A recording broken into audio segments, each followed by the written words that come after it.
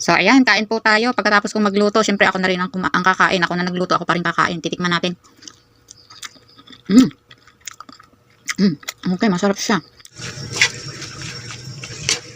Nagluluto po ako ng ginataang kangkong. Ayan, sino po nakakaalam ng ginataang kangkong?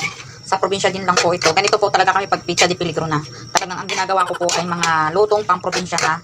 At maayos pa yung ulam namin. Masustansya pa, masarap pa. At nakakaminos pa kami. Ayan. Hindi ko na po pinakita sa inyo kung paano ko ginaya to at sa ginatayong niyog dahil alam nyo na kung paano pinipigay yung niyog. So, ito lang, pinakita ko lang sa inyo ang aking ginataang kangkong. Yan po ay lalagyan ko mamaya ng sardinas. Yun lang po ang lahok niyan. Kita nyo, oh. So, mamaya pakita ko sa inyo yung final look ng aking ulam na ginataang kangkong. Ito po ang aking mga niluluto na ito ay mga lutong probinsya kung saan ako lumaki o ang kinalakhan kong mga ulam sa probinsya. Kasi nung bata pa po ako, kadalasang ulam namin dahil sa probinsya lang kami nakatira is mga gulay-gulay lang po. Diyan po kami lumaki sa mga gulay. So ngayon, nadadala ko sa akin or na itatransfer ko ngayon sa panahon ko kasi sa mahal po ngayon ng bilihin sa atin. So kailangan nating mag-adjust at ito ay wala naman pong masama kung ating lulutuin sa panahon ngayon dahil napakasarap naman po ng mga ulam at mga luto noon sa probinsya. Dahil ito po ay kinalakhang luto ko rin sa aking mga magulang noon, ang ginataang kangkong.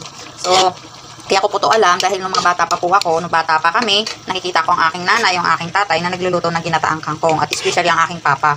Ang aking papa po ay masarap magluto ng ganito.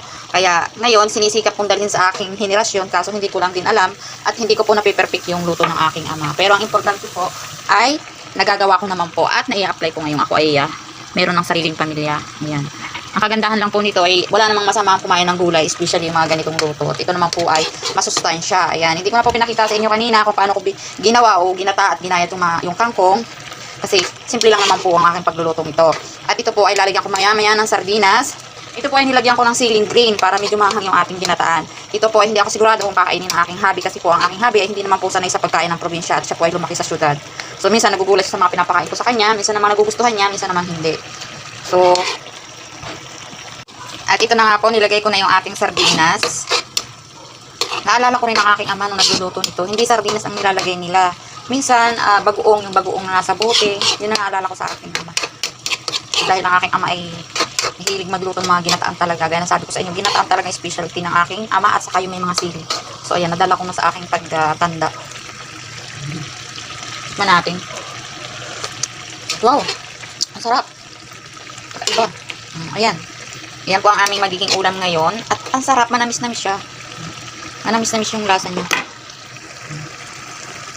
So, ayan. Sa sino po nakaka-relate at nakakaalam ng aking luto. At, syempre, follow my page at i-share nyo na rin po ang aking video ito para naman, mapanood nila. At yung mga hindi, yung nakakalimutan ng luto ng pang-probinsya, at least, na-remind sila na pwede pa rin nilang gawin ngayon. Ayan. So, ayan, kain po tayo. Pagkatapos kong magluto, syempre ako na rin ang kakain. Ako na nagluto, ako pa rin kakain. Titikman natin. Okay, masarap siya. Pero sa totoo lang, hindi ko talaga makuha yung luto ni Papa. Pero masarap na rin to. Okay na rin to. Hindi ko man makakuha yung lasa ng luto ng aking ama. Ganun talaga, hindi yata daw nakukuha 100%. O, ayan, ang sarap po. Mamanti-mantika pa yung gata. Sarap. Ayun lang po. Kain po tayo. Enjoy your meal.